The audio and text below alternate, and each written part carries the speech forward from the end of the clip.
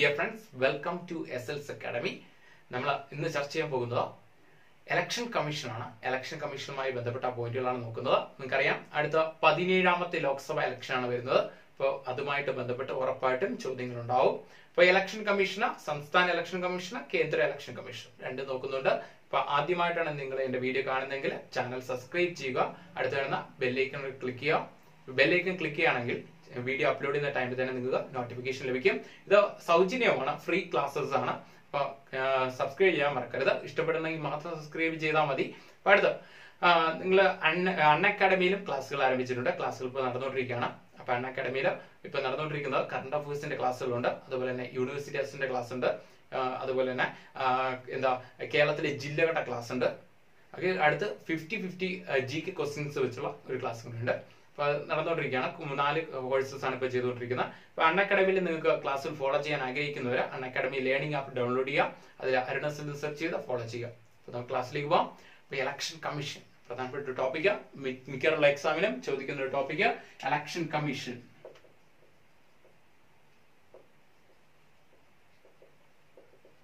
ആദ്യമായിട്ട് നോക്കേണ്ടത് election commission എന്ന് കേട്ടാൽ ആദ്യമായിട്ട് നമ്മൾ നോക്കേണ്ടത് ആർട്ടിക്കിൾ എത്രയാണ് എന്ന് നോക്കുക. ആർട്ടിക്കിൾ ഇലക്ഷൻ കമ്മീഷൻ ആർട്ടിക്കിൾ എത്രയെന്ന് ചോദിച്ചാൽ 324. Election commission article 324. അടുത്ത നമ്മൾ നോക്കേണ്ടത് തെരഞ്ഞെടുപ്പ് സംവിധാനം എന്ന ആശയം. തെരഞ്ഞെടുപ്പ് സംവിധാനം എന്ന ആശയം ഇന്ത്യ ഏത് രാജ്യത്ത് നിന്നാണ് കടമെടുത്തിരിക്കുന്നത് എന്ന് ചോദിച്ചാൽ ഏത് രാജ്യത്ത് നിന്നാണ്? ബ്രിട്ടൻ. ഏത് രാജ്യമാണ്? ബ്രിട്ടൻ. ക്ലിയർ, മറന്നു പോരുത്. അപ്പൊ 2 പോയിന്റാണ് നമ്മൾ പറഞ്ഞത്. ഇലക്ഷൻ കമ്മീഷൻ ആർട്ടിക്കിൾ എത്രയെന്ന് ചോദിച്ചാൽ 324. തെരഞ്ഞെടുപ്പ് സംവിധാനം എന്ന ആശയം ഇന്ത്യ ഏത് രാജ്യത്ത് നിന്നാണ് കടമെടുത്തിരിക്കുന്നത് ചോദിച്ചാൽ ബ്രിട്ടൻ. അടുത്ത പോയിന്റ് ഇലക്ഷൻ കമ്മീഷൻ, കേന്ദ്ര ഇലക്ഷൻ കമ്മീഷൻ നിലവിൽ വന്ന വർഷം ഏത് എന്ന് ചോദിച്ചാൽ 1950 ജനുവരി 25. 1950 ജനുവരി 25 ഇനി ജനുവരി 25 നമുക്ക് വെറുതെ വിടാൻ പറ്റത്തില്ല. 2 പ്രത്യേകതകളാണ് ജനുവരി 25 എന്തൊക്കെയെന്ന് ചോദിച്ചാൽ വോട്ടേഴ്സ് ഡേ അഥവാ സമ്മതിദാന ദിവസം. രണ്ടാമത് നാഷണൽ ടൂറിസം ഡേ. 2 പ്രത്യേകതകളാണുള്ളത്. നാഷണൽ ടൂറിസം ഡേ, അതുപോലെ തന്നെ വോട്ടേഴ്സ് ഡേ. അപ്പൊ നമ്മൾ നാഷണൽ ടൂറിസം ഡേ പറഞ്ഞ സ്ഥിതിക്ക് വേൾഡ് ടൂറിസം ഡേയും കൂടെ നോക്കണം. വേൾഡ് ടൂറിസം ഡേ എന്നാണെന്ന് ചോദിച്ചാൽ എന്നാണ്? സെപ്റ്റംബർ 27. സെപ്റ്റംബർ 27 എന്താ world tourism day. Clear. Election commission നിലവിൽ വന്ന വർഷം 1950 ജനുവരി 25. അപ്പൊ അടുത്ത ഇലക്ഷൻ കമ്മീഷന്റെ ആസ്ഥാനം എവിടെയെന്ന് ചോദിച്ചാൽ നിർവചൻ സദൻ. എവിടെയാണ്? നിർവചൻ സദൻ എവിടെയാ? ന്യൂഡൽഹി. നിർവചൻ സദൻ ന്യൂഡൽഹി. അടുത്ത് നോക്കേണ്ടത് ആദ്യത്തെ ചീഫ് ഇലക്ഷൻ കമ്മീഷണർ ആരെന്ന് വെക്കാം. ആദ്യത്തെ ചീഫ് ഇലക്ഷൻ കമ്മീഷണർ ആരെന്ന് ചോദിച്ചാൽ സുകുമാർ സെൻ. ആരാണ്? സുകുമാർ സെൻ. ആദ്യത്തെ ചീഫ് ഇലക്ഷൻ കമ്മീഷണറാണ് സുകുമാർ സെൻ. ഇപ്പൊ ഇലക്ഷൻ കമ്മീഷനിൽ എത്ര പേരുണ്ടാവും എന്ന് ചോദിച്ചാൽ ഒരു ചീഫ് ഇലക്ഷൻ കമ്മീഷണറും പ്ലസ് 2 ഇലക്ഷൻ കമ്മീഷണറും ചേരുന്നതാണ് കേന്ദ്ര ഇലക്ഷൻ കമ്മീഷൻ എന്ന് പറയുന്നത്. ഓർത്ത് വെക്കാം, ഒരു ചീഫ് ഇലക്ഷൻ കമ്മീഷണർ, അടുത്ത കഴിഞ്ഞ് 2 ഇലക്ഷൻ കമ്മീഷണർമാർ. ക്ലിയർ. അടുത്ത പോയിന്റ് ഇലക്ഷൻ കമ്മീഷണറായ ആദ്യ വനിത ആരെന്ന് ചോദിച്ചാൽ ആരാണ്? രമാദേവി. ആരാണ്? രമാദേവി. ഇലക്ഷൻ കമ്മീഷണറായ ചീഫ് ഇലക്ഷൻ കമ്മീഷണറായ ആദ്യ വനിത ആരെന്ന് ചോദിച്ചാൽ ആരാണ്? രമാദേവി. ഏറ്റവും കുറച്ചു കാലം ഇലക്ഷൻ കമ്മീഷണർ ആയ വ്യക്തിയാണ് ആരാ? രമാദേവി. ക്ലിയർ. അടുത്ത നമുക്ക് പോവാം. ഇലക്ഷൻ കമ്മീഷണറായ ആദ്യ മലയാളി അല്ലെങ്കിൽ ഒരേ ഒരു മലയാളി ആരെന്ന് ചോദിച്ചാൽ TN ശേഷൻ. ആരാണ്? TN ശേഷൻ. 10ാമത്തെ ഇലക്ഷൻ കമ്മീഷണറാണ് TN ശേഷൻ. ക്ലിയർ. അടുത്തൊരു നമ്മൾ പ്രധാനപ്പെട്ട ഒരു പോയിന്റിലേക്കാണ് പോകുന്നത്. മുൻകാലത്ത് വോട്ടിംഗ് പ്രായം 21 ആയിരുന്നു, നിലവിലാണ് 18. ഇപ്പൊ വോട്ടിംഗ് പ്രായം 21 നിന്ന് 18 ചുരുക്കിയ ഭരണഘടന ഭേദഗതി എത്രയാണെന്ന് നോക്കാം. എത്രയാണ്? വോട്ടിംഗ് പ്രായം 21 നിന്ന് 18 ചുരുക്കിയ ഭരണഘടനാ ഭേദഗതി എത്രയെന്ന് ചോദിച്ചാൽ 61 ഭരണഘടനാ ഭേദഗതി. വർഷം എത്രയെന്ന് ചോദിച്ചാൽ 1988. ഡൗട്ട് വരരുത്, ഭരണഘടനാ ഭേദഗതി അമെന്റ്മെന്റ് ആണ്. 61 ഭരണഘടനാ ഭേദഗതി. വർഷം 1988. അമെന്റ്മെന്റ് മാത്രമേ ആയിട്ടുള്ളൂ, നിയമമാവണം. നിയമമായത് എന്ന് ചോദിച്ചാൽ 1989. അടുത്ത വർഷമാണ് നിയമമായത്. പ്രസിഡന്റ് ഒപ്പിട്ടാൽ മാത്രമേ നിയമമാവുള്ളൂ. ഓർത്തു വെക്കാം, മറന്നു പോരുത്. 1989 21 നിന്ന് എത്രയായി? 18 വയസ്സായി ചുരുങ്ങി വോട്ടിംഗ് പ്രായം. അപ്പോ ആ സമയത്ത് ഇന്ത്യൻ പ്രധാനമന്ത്രി അല്ലെങ്കിൽ വോട്ടിംഗ് പ്രായം 21 നിന്ന് 18 ചുരുക്കിയ ഇന്ത്യൻ പ്രധാനമന്ത്രി ആരെന്ന് ചോദിച്ചാൽ ആരാണ്? രാജീവ് ഗാന്ധി. നമ്മൾ പറഞ്ഞു വന്നു, ഇലക്ഷൻ കമ്മീഷനെ കുറിച്ച് പറഞ്ഞു വന്നു. ഒരു ചീഫ് ഇലക്ഷൻ കമ്മീഷണറും അതുപോലെ തന്നെ 2 ഇലക്ഷൻ കമ്മീഷണറും ചേരുന്നതാണ് കേന്ദ്ര തെരഞ്ഞെടുപ്പ് കമ്മീഷൻ എന്ന് പറയുന്നത്. അപ്പൊ തെരഞ്ഞെടുപ്പ് കമ്മീഷനെ നിയമിക്കുന്നത് ആരെന്ന് ചോദിച്ചാൽ നിയമിക്കുന്നത് ആരെന്ന് ചോദിച്ചാൽ ആരാണ്? പ്രസിഡന്റ്. ആരാണ്? പ്രസിഡന്റ്. എന്നാൽ നീക്കം ചെയ്യുന്ന പ്രോസസ് ഇംപീച്ച്മെന്റ്. മറന്നു പോകരുത്, ഏറ്റവും കൂടുതൽ തെറ്റാൻ സാധ്യതകളാണ്. നീക്കം ചെയ്യുന്ന പ്രോസസ് ഇംപീച്ച്മെന്റ്. സുപ്രീം കോടതി ചീഫ് ജസ്റ്റിസിനെ നീക്കം ചെയ്യുന്ന സെയിം പ്രോസസ് ആണ് എന്താണ് ചീഫ് ഇലക്ഷൻ കമ്മീഷനെ നീക്കം ചെയ്യുന്ന പ്രോസസ് ഇംപീച്ച്മെന്റ്. ക്ലിയർ? മറന്നു പോകരുത്. അപ്പൊ നമ്മൾ 2 പോയിന്റ് പറഞ്ഞു. നിയമിക്കുന്നത് പ്രസിഡന്റ്, നീക്കം ചെയ്യുന്നത് ഇംപീച്ച്മെന്റ്. ക്ലിയർ? അപ്പോ കേന്ദ്ര തെരഞ്ഞെടുപ്പ് കമ്മീഷന്റെ കാലാവധി എത്രയാണെന്ന് ചോദിച്ചാൽ 6 വർഷം അല്ലെങ്കിൽ 65 വയസ്സ്. 6 വർഷം അല്ലെങ്കിൽ 65 വയസ്സ്. ക്ലിയർ? അടുത്ത പോയിന്റ്, ആദ്യമായി തെരഞ്ഞെടുപ്പ് നടന്ന സംസ്ഥാനം എന്ന് ചോദിച്ചാൽ ഹിമാചൽ പ്രദേശ്. എവിടെയാണ്? ഹിമാചൽ പ്രദേശ്. ആദ്യമായി വോട്ട് ചെയ്ത വ്യക്തി ആരെന്ന് ചോദിച്ചാൽ ശ്യാം ശരൺ നേഗി. ശ്യാം ശരൺ നേഗി. ക്ലിയർ? മറന്നുപോയത്. അടുത്ത പോയിന്റ്, ആദ്യമായി എല്ലാ സ്ഥലങ്ങളിലും ഇലക്ട്രോണിക് വോട്ടിംഗ് മെഷീൻ വെച്ച് വോട്ടിംഗ് നടന്ന സംസ്ഥാനം എന്ന് ചോദിച്ചാൽ എവിടെയാണ്? ഗോവയാണ്. ക്ലിയർ ആണോ? എല്ലാ സ്ഥലങ്ങളിലും electronic voting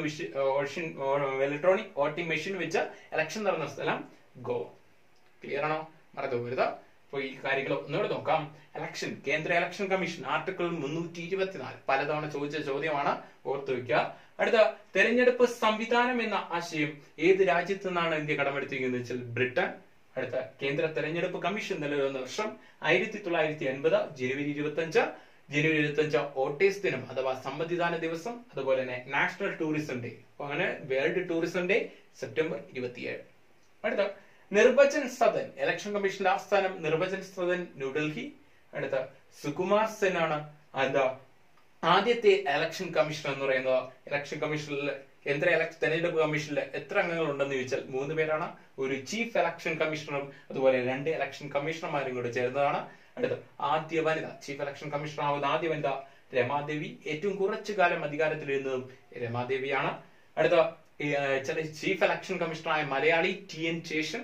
10ാമത്തെ chief election commissioner ആയിരുന്നു TN ശേഷൻ. അടുത്ത് പറഞ്ഞത് ഭരണഘടന ഒരു ഭേദഗതിയാണ്. ഏറ്റവും പ്രധാനപ്പെട്ട ഇമ്പോർട്ടന്റ് പോയിന്റ് 61ാം അമെന്റ്മെന്റ് 1988. 1988 ഈ അമെന്റ്മെന്റ് നിലവിൽ വന്നത്. 21 വയസ്സിൽ നിന്നും 18 ചുരുക്കിയ ഭരണഘടന ഭരണഘടന അമെന്റ്മെന്റ് നിലവിൽ വന്നത് എന്ന് ചോദിച്ചാൽ 1989. ഓർത്തു വയ്ക്കുക, ഇന്ത്യൻ പ്രധാനമന്ത്രി രാജീവ് ഗാന്ധി. അടുത്ത പോയിന്റ്, നമ്മള് തെരഞ്ഞെടുപ്പ് കമ്മീഷനെ നിയമിക്കുന്നത് ആരെന്ന് ചോദിച്ചാൽ പ്രസിഡന്റ്. നീക്കം ചെയ്യുന്ന പ്രോസസ് ഇംപീച്ച്മെന്റ്. അതിന്റെ കാലാവധി അല്ലെങ്കിൽ അവരുടെ കാലാവധി എത്ര വെച്ചാൽ 6 വർഷം അല്ലെങ്കിൽ 65 വയസ്സ്. അടുത്ത, ആദ്യമായി വോട്ടിംഗ് നടന്ന സ്ഥലം ഹിമാചൽ പ്രദേശ്. ആദ്യമായി വോട്ട് ചെയ്ത വ്യക്തി ശ്യാം ശരൺ നേഗി. അടുത്ത, എല്ലാ സ്ഥലങ്ങളിലും വോട്ടിംഗ് മെഷീൻ ഉപയോഗിച്ച തെരഞ്ഞെടുപ്പ് നടന്ന സംസ്ഥാനം എന്ന് വെച്ചാൽ ഗോവ. അടുത്ത, നമുക്ക് സംസ്ഥാന ഇലക്ഷൻ കമ്മീഷനിലേക്ക് പോവാം. സംസ്ഥാന ഇലക്ഷൻ കമ്മീഷൻ ഒരു പ്രധാനപ്പെട്ട ടോപ്പിക്കാണ്. അടുത്ത കാലത്ത് ഏറ്റവും കൂടുതൽ ചർച്ച ചെയ്ത സംഭവമാണ്. ഓർത്തു വയ്ക്കുക. അപ്പൊ ആദ്യം നമ്മൾ നോക്കേണ്ടത് സംസ്ഥാന ഇലക്ഷൻ കമ്മീഷനെ കുറിച്ച് പറയുന്ന ആർട്ടിക്കിൾ എത്രയെന്ന് വെച്ചാൽ 243 ആണ് സംസ്ഥാന ഇലക്ഷൻ കമ്മീഷനെ കുറിച്ച് പറയുന്നത്. നിലവിലെ സംസ്ഥാന ഇലക്ഷൻ കമ്മീഷണർ ആരെന്ന് ചോദിച്ചാൽ വി ഭാസ്കരൻ. എന്നാൽ സംസ്ഥാന ഇലക്ഷൻ കമ്മീഷനെ കുറിച്ചല്ല ഏറ്റവും കൂടുതൽ ചർച്ച വരുന്നത്. Chief electoral officer of Kerala. കേരളത്തിലെ chief electoral officer of Kerala. Note വയ്ക്കുക, chief electoral officer of Kerala. Clear? അപ്പൊ ഇതാരാണെന്ന് നോക്കാം. നിലവിൽ ആരാണെന്ന് ചോദിച്ചാൽ ടിക്കാറാം മീണ. അപ്പൊ ഇദ്ദേഹത്തെ കുറിച്ചാണ് ഏറ്റവും കൂടുതൽ ചർച്ചകൾ, ഏറ്റവും കൂടുതൽ വാർത്തകളിൽ ഈ അടുത്ത കാലത്ത് ഇടപിടിച്ചത്. അപ്പൊ നമുക്ക് ഓർത്ത് വെക്കേണ്ടത് ഉറപ്പായിട്ടും ഈ ചോദ്യങ്ങൾ വരും.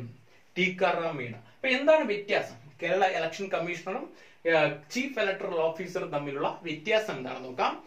വി ഭാസ്കരൻ കൈകാര്യം ചെയ്യുന്ന ഇലക്ഷൻ എന്ന് പറയുന്നത് തദ്ദേശ സ്വയംഭരണ സ്ഥാപനങ്ങളിലെ ഇലക്ഷൻ. ഓർത്തു വയ്ക്കുക, തദ്ദേശ സ്വയംഭരണ സ്ഥാപനങ്ങൾ, അതായത് ലോക്കൽ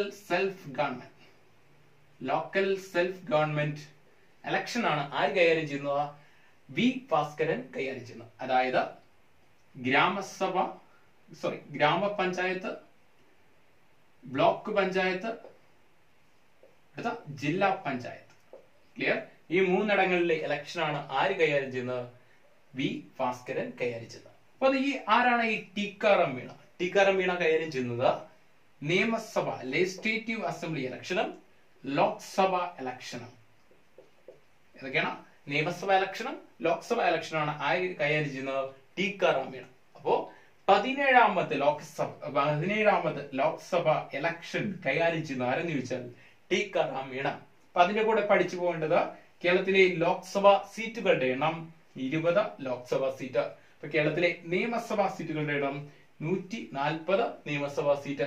ഒരു കാര്യം ഇവിടെ നോക്കുക, രാജ്യസഭാ സീറ്റുകളുടെ എണ്ണം 9 രാജ്യസഭാ സീറ്റ്. അപ്പൊ നമ്മൾ വി ഭാസ്കരനെ കുറിച്ച് പറഞ്ഞു. അപ്പൊ വി ഭാസ്കരൻ എങ്ങനെയാണ്? ഗ്രാമപഞ്ചായത്ത്, കേരളത്തിലെ ഗ്രാമപഞ്ചായത്തുകളുടെ എണ്ണം 941, ബ്ലോക്ക് പഞ്ചായത്തുകളുടെ എണ്ണം 152, അടുത്ത ജില്ലാ പഞ്ചായത്തുകളുടെ എണ്ണം 14.